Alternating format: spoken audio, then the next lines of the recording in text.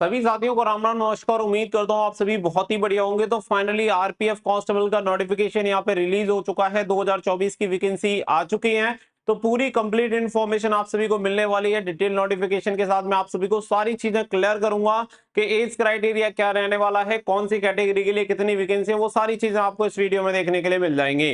तो वीडियो को please last तक जरूर देखें और वीडियो पसंद आए तो प्लीज वीडियो को लाइक शेयर करके चैनल को सब्सक्राइब कर लें और बेल आइकन में प्रेस कर लें ताकि फ्यूचर में आने वाली हर एक अपडेट का नोटिफिकेशन आपको सबसे पहले मिलता रहे। आगे बढ़ते हैं और पूरी जानकारी आप सभी को देते हैं जिससे कि आप सभी को इस नोटिफिकेशन के बारे में सारी चीजें क्लियर हो पाए। तो जैसा कि यहाँ पे आप देख सकते हैं इसका डिटेल नोटिफिकेशन यहाँ पे जारी हो चुका है। इसी के बारे में मैं आप सभी को पूरी जानकारी यहाँ पे क्लियर देने वाला हूँ। तो यहाँ पे आगे बढ़ते हैं। तो सबसे पहले यहाँ पे आप देखेंगे कि जो भी बच्चे आरपीएफ कांस्टेबल एनएसआई की तैयारी कर रहे हैं तो यहाँ पे आप सभी को देखेंगे कि कांस्टेबल के लिए आप सभी को किरण पब्लिकेशन के ये प्रैक्टिस वर्कबुक आप सभी को मिल जाते हैं 2019 के हल प्रश्नों सहित, और 22 सेट आप सभी को मिल जाएंगे। 2024 का लेटेस्ट एडिशन है। और यहाँ पे अगर मैं सॉल्व पेपर की बात करूं तो प्रीवियस ईयर के सॉल्व पेपर आपको कांस्टेबल के लिए मिल जाएंगे टोटल 41 सेट। 2024 का लेटेस्ट एडिशन है किरण पब्लिकेशन का, आप सभी को मिल जाता है। इसी तरीके से आपको सब इंस्पेक्टर के लिए प्रैक्टिस वर्कबुक मिल जाती है 22 सेट, जिसमें आपको देखने के लिए मिल जाएंगे 2018-19 के हल प्रश्नों सहित, और सब इंस्पेक्टर के लिए आप सभी को सॉल्व पेपर भी देखने के लिए मिल जाएंगे जिसमें टोटल आपको 23 सेट देखने के लिए मिल जाएंगे डिटेल सॉल्यूशन के साथ। तो ये सभी बुक आपको करंट पब्लिकेशन की मिल जाती है। इनका लिंक आपको वीडियो को डिस्क्रिप्शन में मिल जाएगा, या फिर अपने नियर बाय बुक स्टोर से भी जाके परचेस कर सकते हैं और अपनी तैयारी स्टार्ट कर सकते हैं।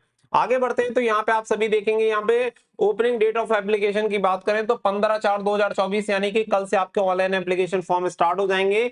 लास्ट डेट जो रहेगी वो रहेगी 14 मई। 14 मई को आपकी क्लोजिंग डेट है। इस दिन तक आप इसके लिए फॉर्म अप्लाई कर सकते हैं। साथ ही में यहाँ पे मॉडिफिकेशन वगैरह के बारे में करेक्शन के लिए आप सभी को बताया गया कि 15 मई से लेकर 24 मई तक आप इसमें मॉडिफिकेशन यानी जो करेक्शन हो सकते हैं वो आप यहाँ पे कर सकते हैं। इसके अलावा अगर यहाँ पे आप देखेंगे तो कांस्टेबल एग्जीक्यूटिव के लिए लेवल 3 की आपकी सैलरी रहने वाली है 21,700 यहाँ पे आपको सैलरी मिलेगी। B1 आपका मेडिकल स्टैंडर्ड रहेगा। एज क्राइटेरिया 1 जुलाई 2024 को आपका 18 से 28 साल होना चाहिए। 3 साल की यहाँ पे छूट मिली है। यहाँ पे आप देख सकते हैं relaxation of 3 year in age beyond the prescribe age limit age a one time measure due to कोविड-19 पेंडेमिक। तो यहाँ पे आप देख सकते हैं, साथ ही में टोटल पोस्ट देख सकते हैं 4208 आपकी टोटल वैकेंसी यहाँ पे निकाली गई है कांस्टेबल के लिए। आगे बढ़ते हैं तो देखो आगे यहाँ पे देख सकते हैं कि इसके लिए लेवल 3 रहेगा, 21,700 रहेगा, क्वालिफिकेशन रहेगी 10th पास और इसके इक्विवेलेंट। तो अगर आपने 10वीं पास अगर कर रखा है तो आप इसके लिए अप्लाई कर सकते हैं। कोई परसेंटेज का क्राइटेरिया नहीं है, कितनी भी मिनिमम आपकी परसेंटेज हो, बस पासिंग सर्टिफिकेट आपके पास होना चाहिए। इसके अलावा यहाँ पे अगर आप एज लिमिट देखेंगे तो एज लिमिट ऑलरेडी मैंने आपको बता दिया कि एज लिमिट आपकी 18 से 25 साल है, लेकिन 3 साल आपको इसमें ऐड कर लेनी है तो 18 से 28 साल हो जाती है जनरल और ईडब्ल्यूएस की एज लिमिट। और ये कब से काउंट की जाएगी, अगर बात करें कब से आपकी उम्र की गणना की जाएगी तो 1 जुलाई 2024 से आपकी उम्र की गणना की जाएगी। तो यहाँ पे देख सकते हैं नॉर्मल जो प्रिस्क्राइब होता है वो 18 से 25 होता है, लेकिन यहाँ पे आपकी 18 से 28 साल रखी गई है। अगर आप ओबीसी कैंडिडेट हैं तो 31 साल तक अप्लाई कर सकते हैं, और एससी एसटी कैंडिडेट हैं तो 33 साल तक आप इसके लिए अप्लाई कर सकते हैं। इसके अलावा अगर मैं बात करूं सिलेक्शन प्रोसेस, सबसे पहले आपका रिटन एग्जामिनेशन होता है जो कि सीबीटी बेस्ड होता है, यानी कि ऑनलाइन एग्जामिनेशन आपका करवाया जाता है। नंबर 2 पे आपका फिजिकल होता है जिसमें पीईटी पीएमटी आपका कंडक्ट होता है। इसके अलावा नंबर 3 पे आपका आता है डॉक्यूमेंट वेरिफिकेशन और मेडिकल। ये 3 स्टेज में आपकी जो भर्ती होती है पूरी कंप्लीट हो जाती है। पहली स्टेज की अगर मैं बात करूं रिटन एग्जामिनेशन की, तो रिटन एग्जामिनेशन का सिलेबस वगैरह यहाँ पे आप देख सकते हैं। कंप्यूटर बेस्ड एग्जामिनेशन होता है और एग्जामिनेशन का जो स्टैंडर्ड होता है वो 10th लेवल यानी मैट्रिक लेवल का आता है। और यहाँ पे आप देख सकते हैं सिलेबस आप सभी को बताया गया है। टोटल 90 मिनट का आपका एग्जामिनेशन होता है और 120 क्वेश्चन आप सभी से पूछे जाते हैं। हर एक क्वेश्चन के लिए आप सभी को 1 नंबर यहाँ पे दिया जाता है हर एक करेक्ट आंसर के लिए। साथ ही में नेगेटिव मार्किंग की बात करें तो 1/3 की आपकी नेगेटिव मार्किंग होती है, यानी कि 3 गलत उत्तर देने पर आपका 1 अंक यहाँ पे डिडक्ट कर दिया जाता है। साथ ही में यहाँ पे नॉर्मलाइजेशन भी आपका अप्लाई होता है, ये चीज भी क्लियर कर दी गई है। मिनिमम पासिंग जो परसेंटेज रखा गया है जनरल ईडब्ल्यूएस और ओबीसी कैंडिडेट के लिए यहाँ पे 35% रखा गया है, और एससी एसटी कैंडिडेट के लिए 30% मिनिमम क्राइटेरिया रखा गया है। बाकी का यहाँ पे सीवीटी एग्जामिनेशन के बेसिस पे आप शॉर्ट लिस्टेड होंगे अगली स्टेज के लिए। सिलेबस यहाँ पे देख सकते हैं तो अर्थमेटिक के आपसे 35 क्वेश्चन पूछे जाते हैं, जनरल इंटेलिजेंस एंड रीजनिंग के आपके 35 क्वेश्चन पूछे जाते हैं, और जनरल अवेयरनेस के आपके 50 क्वेश्चन पूछे जाते हैं। तो सबसे ज्यादा जो वेटेज होता है वो जीके का होता है जिसके 50 क्वेश्चन अकेले आपसे पूछे जाते हैं। मैथ के आपसे यहाँ पे 35 क्वेश्चन पूछे जाएंगे, ऑलरेडी मैंने आपको क्लियर कर दिया है। और रीजनिंग के भी आपसे 35 क्वेश्चन पूछे जाते हैं। इस तरीके से टोटल 120 क्वेश्चन आपसे पूछे जाते हैं, जिनके आंसर आपको 90 मिनट में देने होते हैं। इसके अलावा अगर यहाँ पे हम बात करें फिजिकल के बारे में, पीईटी पीएमटी के बारे में, तो देखो यहाँ पे अगर आप कांस्टेबल एग्जीक्यूटिव मेल हैं तो यानी कि मेल कैंडिडेट के लिए जो रनिंग का समय रहेगा वो 5 मिनट 45 सेकंड में 1600 मीटर रनिंग कंप्लीट करनी होगी।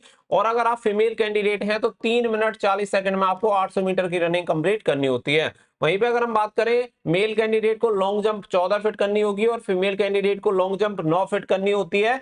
हाई जंप मेल कैंडिडेट के लिए 4 फीट होती है और फीमेल कैंडिडेट के लिए 3 फीट यहाँ पे आपकी हाई जंप रहती है। इसके अलावा यहाँ पे पीएमटी का क्राइटेरिया आप सभी को बताया गया है। तो जनरल, ईडब्ल्यूएस और ओबीसी कैंडिडेट की जो हाइट होनी चाहिए वो 165 सेंटीमीटर होनी चाहिए मेल कैंडिडेट के लिए और 157 सेंटीमीटर होनी चाहिए फीमेल कैंडिडेट के लिए। वहीं पे अगर आप एससी और एसटी कैंडिडेट हैं तो मेल कैंडिडेट की 160 सेंटीमीटर और फीमेल कैंडिडेट की 152 सेंटीमीटर होनी चाहिए। अगर आप गढ़वाली, गोरखा, मराठा, डोगरा, कुमायूं हैं, इन अदर कैटेगरी से आते हैं तो मेल कैंडिडेट 163 सेंटीमीटर और फीमेल कैंडिडेट 155 सेंटीमीटर लंबाई होनी चाहिए। वहीं पे अगर हम बात करें कैटेगरी वाइज यहाँ पे मेल कैंडिडेट के लिए सीना की, तो देखिए जनरल, ईडब्ल्यूएस और ओबीसी कैटेगरी के लिए मेल कैंडिडेट के लिए 80 नॉर्मल सेंटीमीटर और 85 सेंटीमीटर फुलाव के साथ आपका सीना होना चाहिए। एससी एसटी कैंडिडेट के लिए 76.2 सेंटीमीटर से लेके 81.2 सेंटीमीटर सीना होना चाहिए।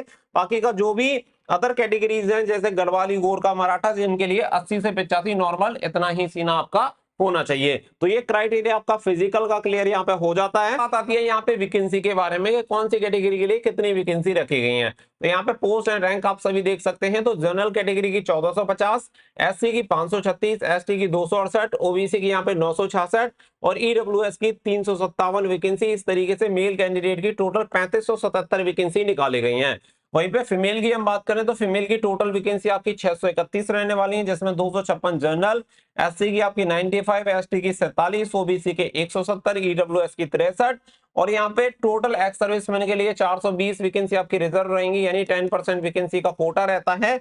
तो ये वैकेंसी यहाँ पे रिजर्व रहने वाली है। वहीं पे एप्लीकेशन फीस की अगर हम बात करें तो एग्जामिनेशन जो आपकी फीस रहेगी सभी कैटेगरीज के लिए, यहाँ पे आप सभी को बता दें कि कुछ कैटेगरी को छोड़ के, जैसे कि अगर आप SC ST ex serviceman female candidate हैं या माइनॉरिटीज हैं और ईडब्ल्यूएस ईबीसी कैटेगरी से हैं तो यहाँ पे आप सभी को 250 रुपए एप्लीकेशन फीस देनी होगी। इनके अलावा सभी कैटेगरी जो रहेंगे आपकी जनरल, ईडब्ल्यूएस, ओबीसी कैंडिडेट जो भी रहेंगे उन सभी को 500 रुपए एप्लीकेशन फीस यहाँ पे करनी होती है। जब आपका एग्जामिनेशन हो जाता है और अगर आप एग्जामिनेशन में अपियर होते हैं तो 400 रुपए यहाँ पे आपको रिफंड मिल जाते हैं और बाकी की जो कैटेगरीज हैं उनके लिए पूरे के पूरे 250 रुपए आपको रिफंड यहाँ पे मिल जाते हैं। अगर आप एग्जामिनेशन में अपियर नहीं होते हैं तो आपका जो पैसा होता है वो रिफंड नहीं होता है। यहाँ पे देख सकते हैं ऑनलाइन अप्लाई करने की डेट आपकी 15/4/2024 से हो जाएगी। ऑनलाइन नोटिफिकेशन जो आप सभी का नोटिफिकेशन जारी हुआ है वो ऑलरेडी मैंने आप सभी को दिखा दिया है। तो सारी डिटेल्स आप सभी को यहाँ पे मैंने क्लियर कर दी है।